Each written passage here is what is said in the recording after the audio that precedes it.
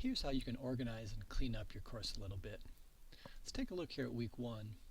I realize read document 1 isn't descriptive enough, and I want to rename that thing.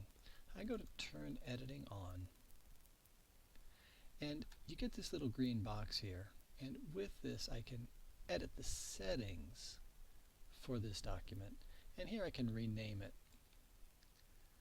So this is the astronomy week, and this is about read about black holes. And in fact, I can make changes to any portion of this. I can change the appearance and anything you can get to through edit settings. I'll now save and return to course, and we'll see that the document it has been renamed here. If all you need to do is change the name, you can just click right here. You can just click right here to edit it. This one is about read about the Big Bang, say. There's a third document, but you realize that's going to be too much. You want to delete that one. If you go over to edit, you can delete it. Are you sure you want to delete it? Yes. Well, that looks better. What about this news form? If this is a face-to-face class and you're never going to use the news form, you may want to delete it.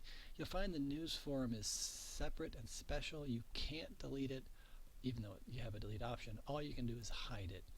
You'll still be able to see it grayed out, but it's hidden from your students. And in fact, you can see wherever these little eyeballs are, you can hide anything that you want. You can hide the whole week, or you can hide an individual item.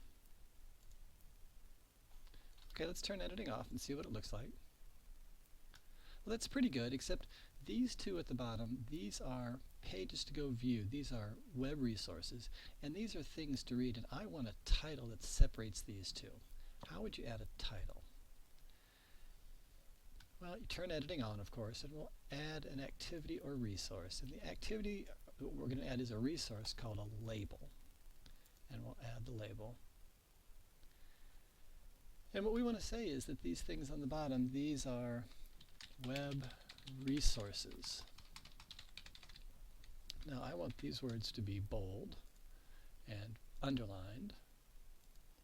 And in fact, above it, I want a horizontal line. Just like that. Save and return to course. Now here it is, this label. And the label's in the wrong spot. We need to move it up to here. Because now the web resources is separated from the things above it. I could in fact put another label up above this one, up above these two, indicating things that are to be read. This little thing, let's go turn editing off again. Turn editing off, and now look at it. Wouldn't it be nice if these were indented a little bit? Let's turn editing back on. And come down here, and we'll move that one a little bit to the right. And we'll move that one a little bit to the right. That looks much nicer. Notice though that naturally if someone has read these things or done these, gone to these web resources, we want checkboxes. But there shouldn't be any checkbox associated with a label, right? So let's go back and edit the settings of that label all the way to the bottom for completion tracking, for activity completion I mean, and we're going to indicate no activity. Do not indicate activity completion for this. We'll save and return to course. And if we turn editing off, scroll back to week 1, there now we have a beautiful week. We might put a title there and indent these a little bit. That's how you can clean it up and make it all look a little bit better.